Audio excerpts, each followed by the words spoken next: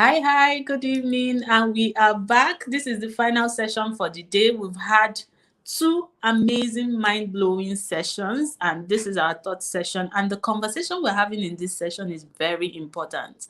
This is basically how you can, groom a wholesome child as a single parent. But the thing about this session is that this is not a five-step to this is going to be like a vulnerable conversation because we have a mom who is living this experience, right? So she's sharing her story, she's sharing her challenges, her struggles, because sometimes we don't talk about these struggles and we think that people should just, suppress, swallow, and show up as super mothers, right? And then there's also the other side where people think that because you're parenting alone, because you're raising a child as a single parent, that you have a low chance of raising a wholesome child. That is a myth, right? I just feel that what every child needs is the right structure, the right relationship, the right support. And if they have a parent who provides this and a parent who is equipped to navigate with them, they would come out wholesome. They will come out if they have a parent who is aware, right, they would come out wholesome. So, and we have a mom who is living the story, and she's someone that I know personally, someone that I have observed, someone that I know her child personally, and I can tell you that she's an epitome of a single mom doing it. Right, she's an epitome of a single mom doing it, and she's here to share a story. And she has been a mother not just to her own child, she has also been a mother to other children because she runs a home crèche here in the city of Abuja. So she's sharing from her wealth of experience raising a child alone and her wealth of experience watching and raising other people's children. And this person is no other than Omelogo Nnadi, aka the children nurturer, right? But before we dive right into this conversation, we would like to once again appreciate the Bunker Abuja for sponsoring this conversation. I'm actually shooting from the Bunker Abuja, and it's a co-working space in the city of Abuja where you can have your work experience, have your meetings, have your small events. And it's so affordable, a cozy space, a creative space that gets you thinking and gets you productive. So if you are in the city of Abuja and you're ever looking for where to work from, then you should check out the Bunker Abuja. Right now, we're diving right into the session, and I'd like to welcome our resource person, Omelogo Nnadi. Please give her a round of applause in the comments as I bring her into the broadcast, guys. Please show her some love in the comments. Show her some love in the comments. All right, welcome. Welcome. So I'll leave you to Thank do your you. thing, right? I'll leave you to do your thing. The next time you see me, then know that it's time for the Q&A. Thank you. Thank you so much. Welcome. Absolutely. Thank you very much. Good evening, everyone who's here on this live stream. You're a great parent, and I'm glad that you could be here live on the stream this evening. My name is Omelogo Nnadi, aka the Children Nurturer. I am a single mother. First of all, the term single mother throws a lot of people off. You're asked questions like, is there like a double mom? Why do you call yourself a single mother? Is that something you should be doing? And my response to this, whenever I hear such a question, is I am raising a child and I am single. That makes me a mom that is single. And it is something to talk about because the society does something that is quite unfair, which is to shut you down, to make you feel guilty because you're raising a child alone. Right. I am a single mother and I have a child who just turned a boy who just turned 9 on Wednesday on the 1st of June. I'm raising an amazing child. An amazing child. When I had him, I was a journalist and I was working with a television station, and it meant that I was always busy. But right now, somewhere along the line, I found out that I needed to raise this child in the way that I felt a child should be raised, in the way that made me fulfilled and content, in the way that assured that he would be a blessing to the world, the way I believe that I am a blessing to the world, I had to make some choices. And so, because my job was very intense, and I realized also that it wasn't everything that schools would do. There were so many things that I needed to do as a mother, as a parent at home first. I had to weigh my options and walk away from my job. Now, what made it very easy was that the job I was keeping, I was working in a very toxic environment. And the toxicity in the environment meant that if I wasn't sure, if I wasn't careful, I was going to be falling into a trap that many parents fall into, whether they are single parents or raising children with their spouses. They fall into the trap of transferring aggression because of the amount of toxicity at work. And so it was easy to leave that job. And that was some 4 or 5 years ago. And today we're 9. And it's been such a journey. Now, first of all, I want to tell you something. Raising a child alone is one of the toughest, most challenging things that I've had to do. It's not easy to raise a child alone. And now to raise a wholesome child alone, it means that you have to be a very conscious parent. If you are not a conscious parent, it will be near impossible, if not outrightly impossible, to raise a wholesome child, a phenomenal child, all by yourself, whether you're a mother or a father. It will be impossible, right? Today, I walked away from the television station, and I'm a media consultant today. I am involved in trainings for organizational staff and for individuals, and private trainings for children also, and teachers of schools. I run a creche in the city center of Abuja. It's 0 to 3 years, and the children's center for all the children all the way to 8, 9 years. I'm putting that bracket because I want them to be within the bracket of my child, and it will be easier for me to manage, because in the end, as they will say in the street parlance, it is only one me.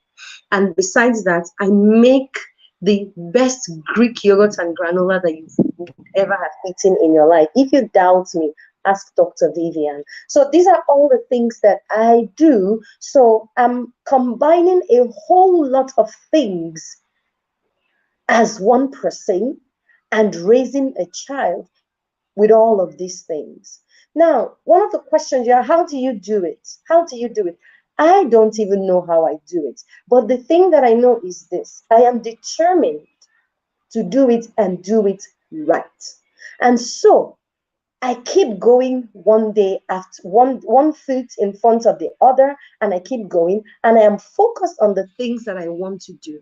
Now, why I don't know if there are single mothers or single fathers in this live stream, or who are going to watch this at any point in the future, but I would speak specifically to single mothers, because I am a woman, and it will be easier for me to talk to women because I experience in their niche. Okay. Now, so many different are single parents for different reasons. It could either be because they are widowed, because they lost their spouse, they lost their husband. It could be because of a separation. There was a marriage and then they were separated afterwards because things weren't going fine. It could be because the woman got pregnant outside marriage and decided to keep the child. It could be by choice. Some women decide that they want to have a child.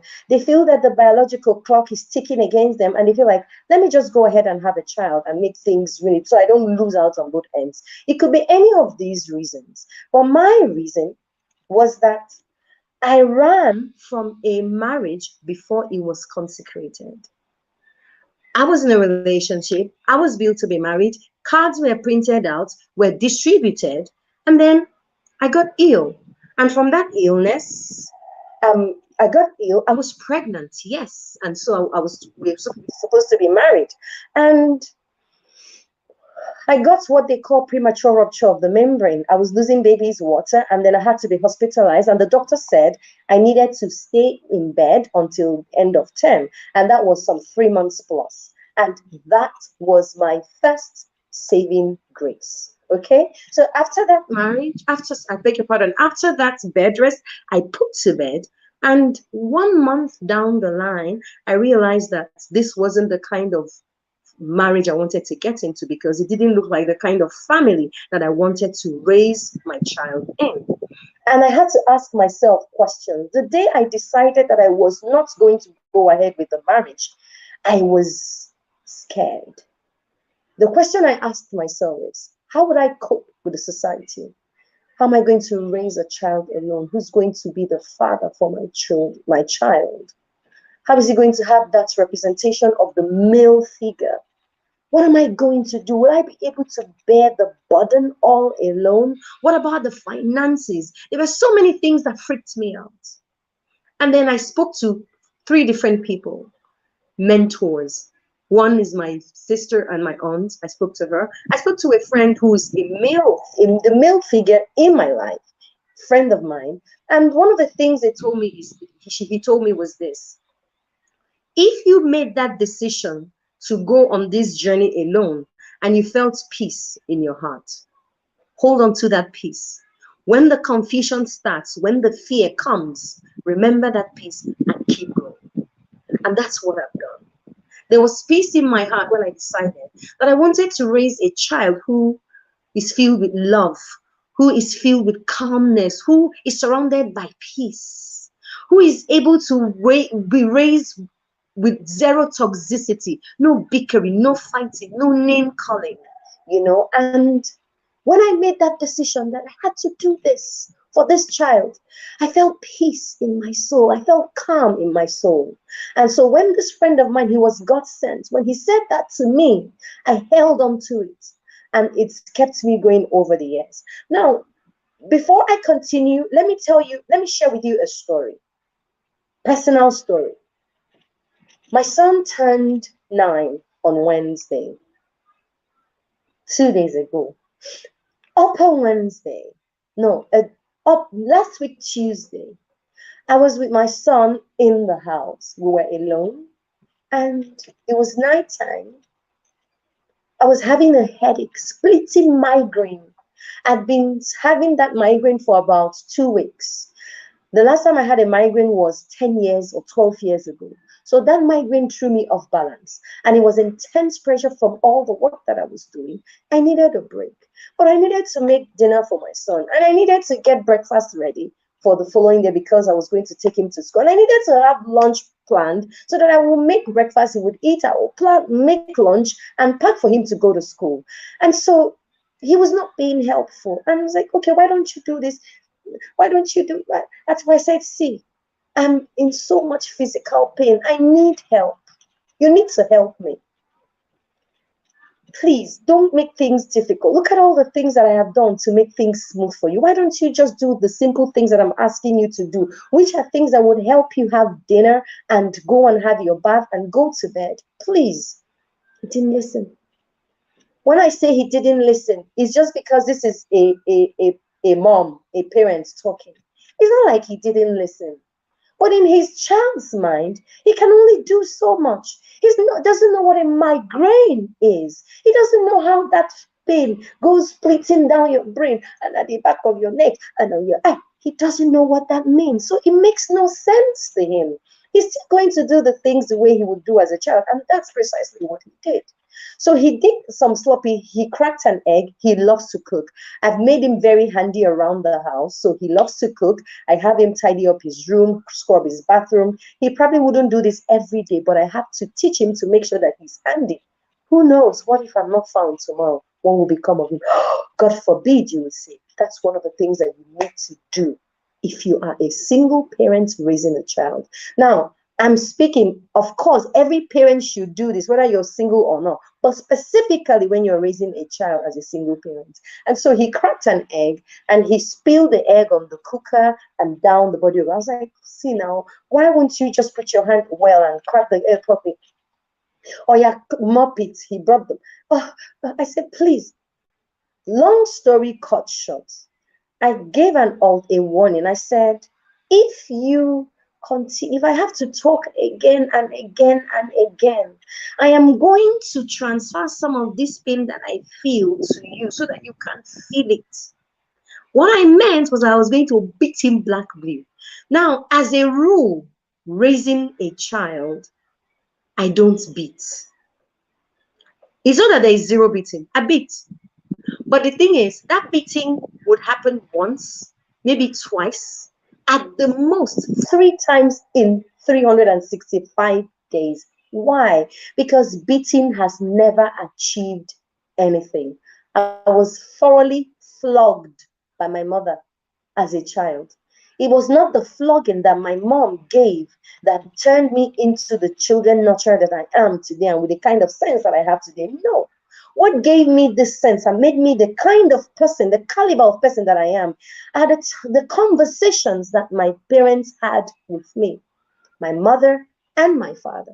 The conversations will stay with me forever because for every time there was something wrong, I knew why there was something wrong. For every time there was something right, I knew why there was something right. And so these are what formed me, and that's my rule. No beating. But because I am thoroughly human, sometimes I go like, this one should go with a beating so that you'll be reminded that I can beat. So I probably would do that once or twice in a year. So last week, Tuesday, with my splitting migraine and eye ache and neck and all that, he did one thing and I started to beat him. I was weak. I was having that headache. I was feeling feverish. As I was beating him, I started crying.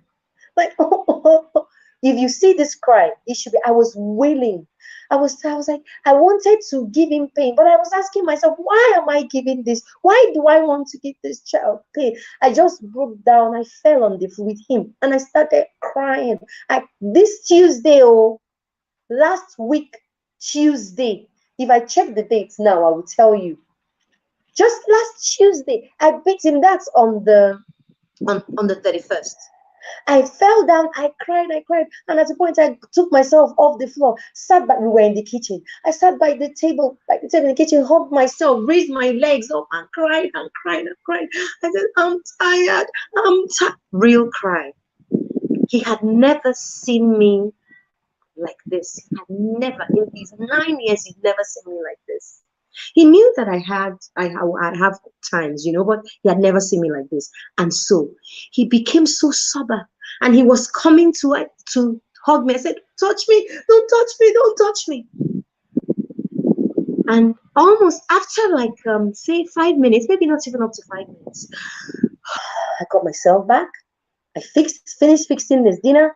I fried egg for him, served him his bread and egg and tea, and told him, have your bath. Go and have your dinner and go and have your bath. I went to his bathroom, fixed his bath, and the following morning on our way to school, we had a long conversation. The drive from home to school is about 15 minutes, and through those 15 minutes, we had a very long conversation. And when we got to school, we added extra time. I'm one of the first parents to drop off at school. He's always the first to come in his grade. But on that day, we had a conversation in the car. I left his school at 7:30. I usually leave his school at 7:12. I left his school at 7:30 because we were talking. And so that brings me to, what are the things that have made me raise a child the way he is? If you know my son, if you meet my son, everywhere he goes, people talk about him. He stands out. He's warm. He's thoughtful. He speaks well. He's considerate. It's all the nice things you want to see in a child. So one of the things I said to him was, if you go out and people talk about you, people love you, don't you think that I, your mother, who makes you so wholesome, so admired, so loved, should experience these things that you are. The people who should experience the best of you are those who are close and near to your heart. That's what I said to him. And as I was saying this, the thing is, because we have conversations often, he listens. He listens. So, as a single parent, the things that have made it easy for me as a single parent is I have constant conversations with my son. I don't miss it. Everything is conversation. We have to talk. I don't nag. Hey, why did you, please don't stop that. I don't shout. Sorry, I beg your pardon. I shout. But as I said about beating, I probably will shout once in a blue moon. And when I do you know what happens to him? He shakes because he forgot for a long time that mom can shout like this. All right. So I don't hardly ever. And because I am raising a child like that and running a center where I raise other people's children, I have to make sure that I am that constant example. And to be a constant example, I have to get a ring around my emotions. I need to sort myself out. And so to sort myself out when things happen in the heat of things, because children are bound to push your button in one way or the other because of the way that they would act so many times that we don't understand. I calm down. I would get, if it's something that is going wrong at that moment, I would get him to stop that activity. And I will utilize that weapon that our parents utilize on us, the look. I'll give him the look to stop him dead in his tracks, and I would go away. And then later, we would have a conversation. Earlier, the other day, you did so. Why? May I understand? What were you thinking? Have conversations. I have a lot of conversations with my son. And one thing that is very vital that makes it possible for you to have these conversations is the first thing I always preach, whether you're single or raising children together with another spouse. You have to give your children time. If you don't give your children time, you would lose a lot of time trying to right the wrongs that built up when you had no time. So you must give time. You have to put whatever it is that you're doing as a single mother or a single father, you have to think of the children first. How will this thing that I am planning affect the child? Because if you miss the foundation, which is 0 to 7, and then by stretched out extension 10, if you miss that foundational level, that's it. Everything else you're doing is damage control. I know that. So the first 7 years are the most critical. You have to give time. I gave time. It was one of the reasons that I had to pull away from my job. If my job was a kind of job that took a lot of time, but made me feel good on the inside, gave me a lot of money, and I had time to get people. Because if you don't have time, you must ensure that you have in your space with your child someone or some people that have time for him or for her. And so if your job is taking all your time, it has to give you a lot of funds enough. And it has to give you some measure of satisfaction that comes from happiness, wholesomeness. Because this is what's the ball of what you would become and the ball of what you're going to transfer to your child. And so, if you don't have time, find people who have time. If your job is taking your time and it's not giving you back, you need to pull back. The children need to come first because it's the child or the children that you're going to do that job for, right? And so if they're the reason you're going to get it, would you go and get the job and the money and then lose the child? You have to think about this. It was one of the things that I thought of. And when you think about it, you will find that other ways open. I am a very busy mom, but I also still realize that my child requires time. You have to have a support system. You see this one, oh my goodness. I have a family who for a long time, I would take my son to their home. Now, this family has two children, a girl and a boy. The boy is my son's age. They are both 9. And so this is a proper family. Please, it is okay that you're raising a child alone and you're doing your best, but it is not a normal family system. Realize that. It is not normal. And so, as much as possible, do not all the time mix up with other single moms. No. It's okay to have friends. I have a lot of friends that are single moms. In fact, I have this partiality, from someone I just find my way to the single moms. But my core friends, the families, most of the families with whom we visit and spend time with are families with moms and dads. You find them. They are some of the greatest supports that you should find. And let your child experience what it is to be in a regular home. That's all a child should have. The child should experience the world appropriately. So find support systems. Sometimes the support systems can be other single mothers. That is okay. I have some two other single moms that are my support. We're both each other's support system. Like when they are busy, they can bring their child to mine. When I'm busy, I can take my child to theirs. But find regular supports. People who, when you feel like you've had enough and you need a break, you can just call. I have cousins, I'm lucky, in town. I will just call. They say, what is wrong? I say, I'm tired. I need to rest. And they'll say, okay, let your uncle is going to come, or your somebody is going to come and pick the child, or why don't you bring the child over? You need support systems for when you melt down, because trust me, you are going to have a lot of meltdowns. You will be exhausted. You will be stuck. You will have times when you need to get something done and you're quote unquote stuck with your child and you don't know what to do. It is the support systems that will save you. When you don't have support systems, when your meltdown strikes, it brings you down. And when you're down and you feel hopeless and alone, the frustration might build and you might have a tendency to transfer to the child. You need to be able to check that.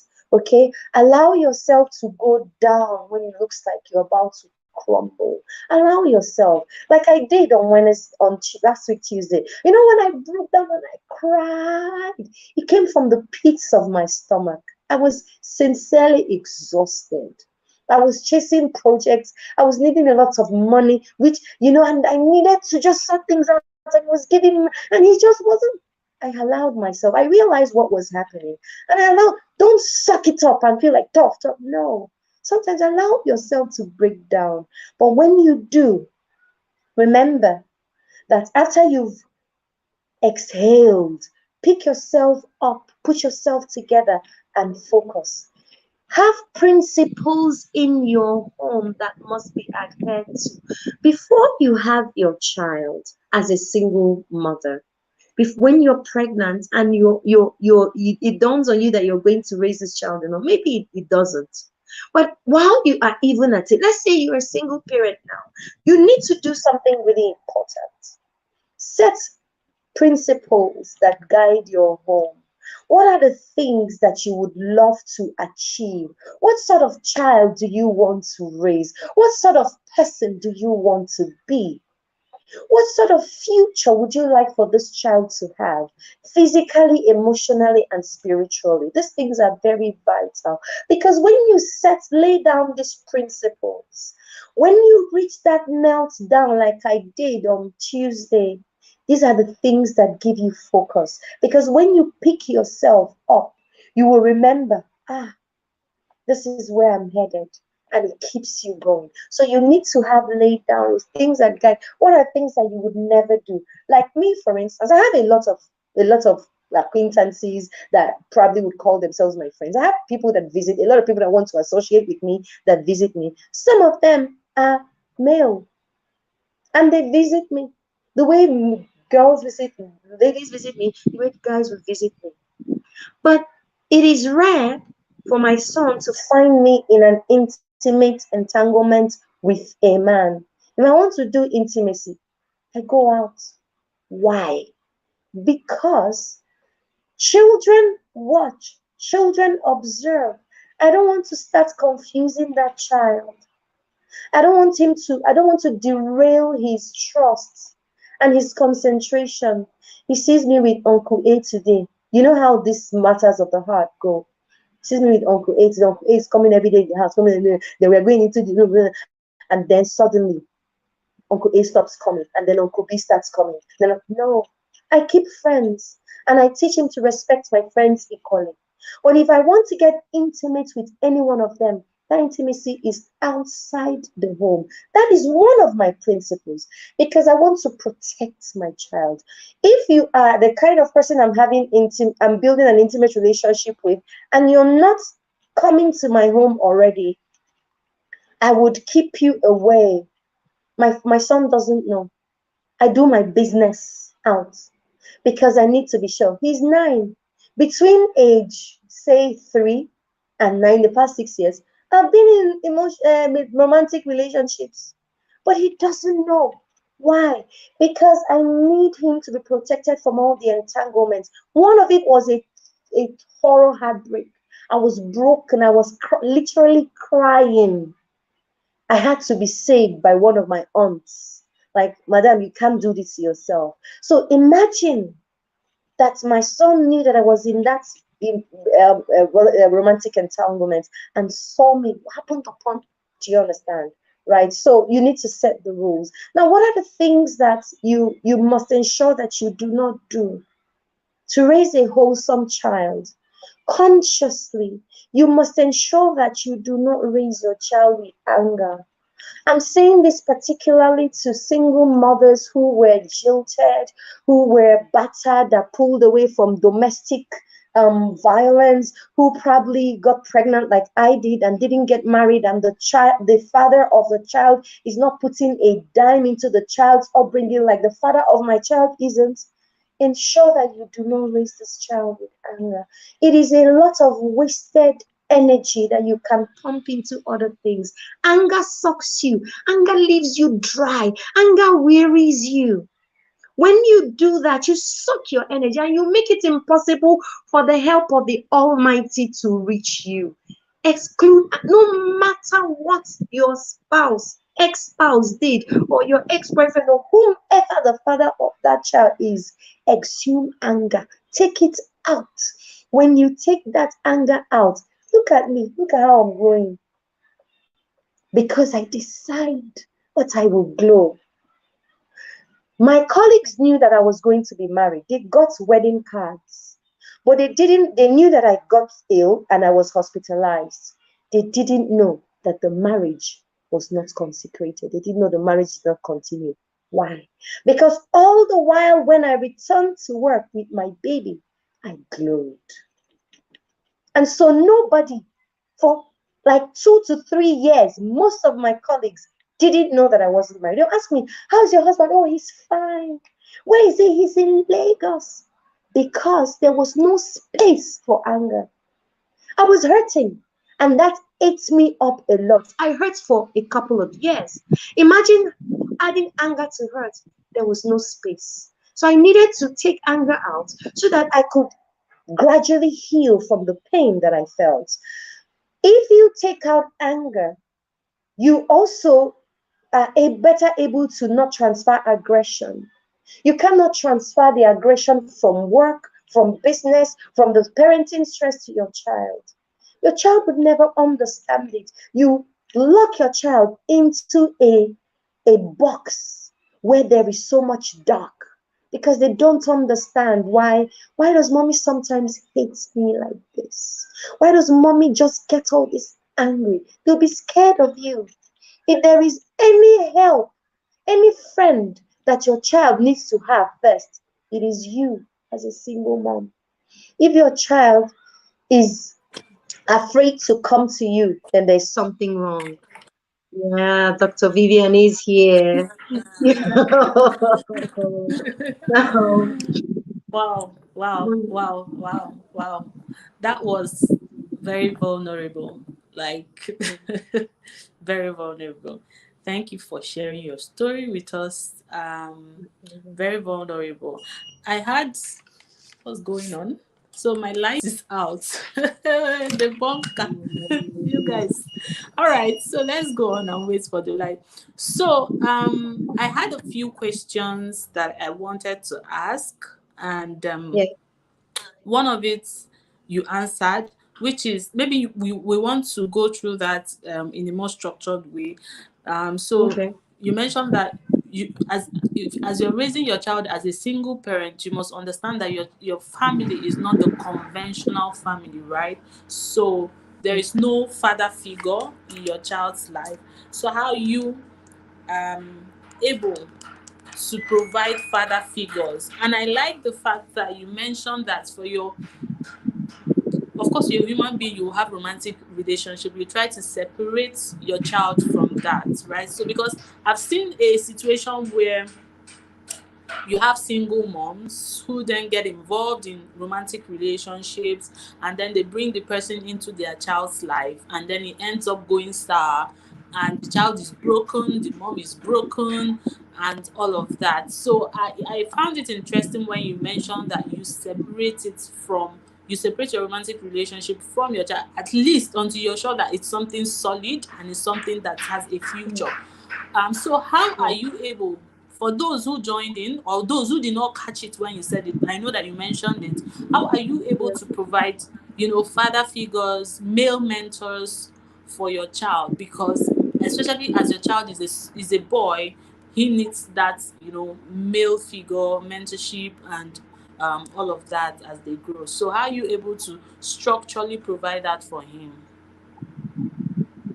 Okay, so for me, what I did was I identified male friends that I had that I admire the way they live and that can become good examples to my son.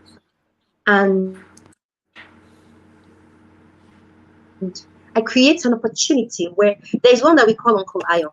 We always visit Uncle Ayo. We've never visited Uncle Ayo's home, my son and I, but we'll always visit him at the office. Just one lazy Friday or Saturday, sometimes a week Saturday, and we just breeze in. And then he has conversations with him. They talk about what he's doing at school, what's new, what does he like. If I have brothers, three brothers, out of my three brothers, I have one whom I would really like to always visit. Is my brothers are not here in Abuja with me. I'm the only one in the FCT with my son. So if you have brothers, it is not all your brothers that will be good mentors or good examples for your son. So you need to identify who are these friends of yours. It sometimes it might not be a friend. It might actually be a man that you know. It could be in your place of worship. Someone that you see that has a good influence on young people and have your child associate with them. Just look up to ask them, have conversations to get the child to have a sensing of that male dominance in his life. So that's what I do. I have a few friends around that play that role for him now and again. Okay. All And right. and Thank you and so then much. one of the Okay, go ahead. Sorry, I I think. was going to say that one of the things that I've also identified is that this family where I said they have a boy and a girl, and the boy is his age. Oh my goodness. Their father is the best thing that happened to my son's life. So that's like his dad. When he doesn't hear from us for about 2 weeks, he will go, Madam, where's my son?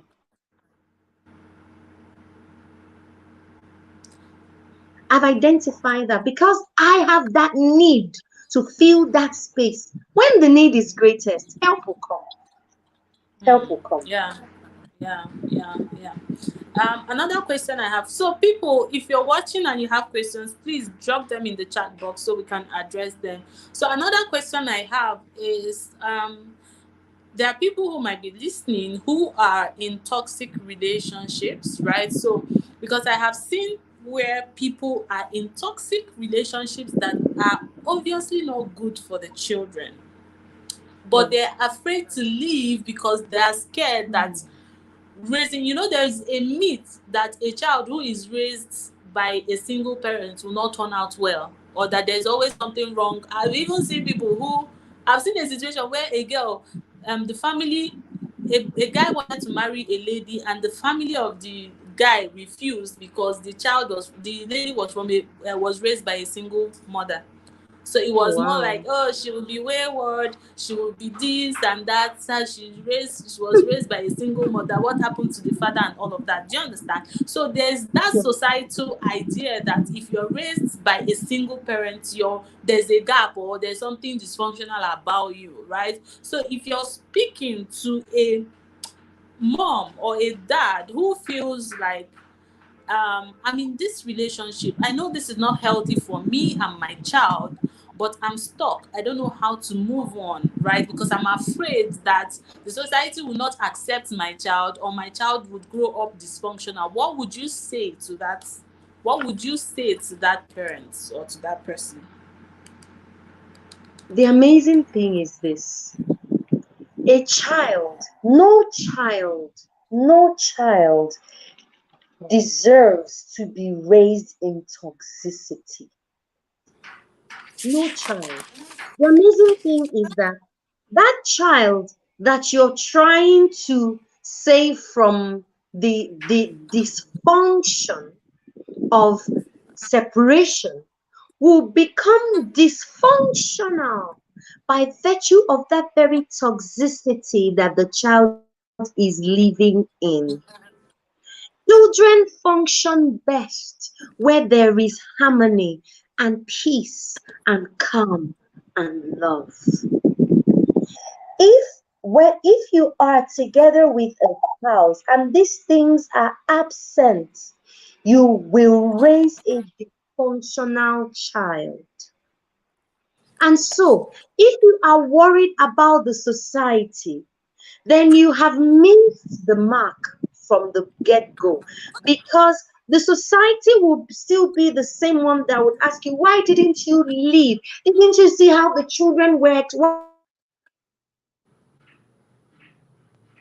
they must give is to the child. Is this child, are these children going to turn out emotionally okay? Mentally, are they going to be fine? In terms of confidence, toxicity beats down children's confidence, children's Confidence, yeah. esteem, children's courage, children's they become very timid and fearful, and they lock up, and some of them become suicidal, and some of them unable to get away mentally or psychologically from the pressure and the trauma from the toxicity. They become wayward. They want to get back at life, not you. They want to get, why does life give me such a messed up hope? They won't say it to you. They will think it in their heads when you're shouting or you're fighting or you're quarreling with your spouse. They listen, they hear everything. And after a while, they can't take it anymore. They look for what you call an escape. Their escape will take them into uncharted waters that children have no business going to. So please, if you're in a toxic relationship, no child deserves it. No human deserves to be in toxicity, much less children. Children who live in toxicity turn out to be multiple times toxic. If they are not toxic, then they become condoning of toxicity, and the vicious cycle Toxicity. continues. Yeah, yeah, yeah. Thank you so much. Thank you, thank you, thank you, thank you, thank you, thank you. I think your story was so touching. People don't have questions. So no questions are not coming in, but we hope that That's good. when they eventually come, we'll still direct them to you. Thank you. Thank you for being so vulnerable. Thank you for sharing so much wisdom. For the single parents who have watched, I'm sure that you have picked a lot of lessons, a lot of courage, and a lot of hope to see that someone is doing this thing that you're doing, and they are actually going through it, right? So Thank you. Thank you so much for sharing your time with us. And guys, if you are listening, sorry, not guys, people. If you are watching, please don't forget to subscribe to the YouTube channel. Kindly subscribe. Kindly share this broadcast with anybody that you know that needs to listen to this. If you have any single parent in your circle, any single mom, any single dad, share this with them.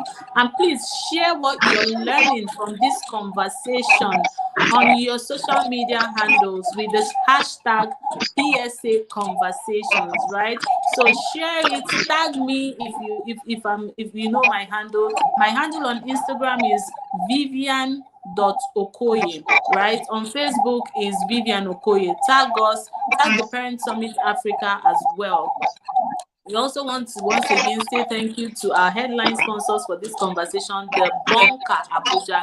If you're in the city of Abuja and you're looking for a working space, please come to the Bunker. Very affordable, cozy space, creative space, right? So we're coming back tomorrow for the conversations for tomorrow, and you don't want to miss it, right? Tomorrow we're starting by 3 p.m. 3 p.m. to 6 p.m.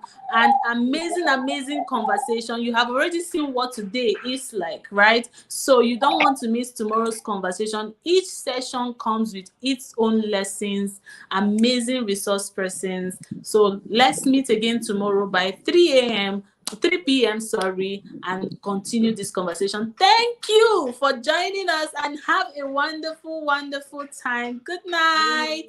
See you. Bye.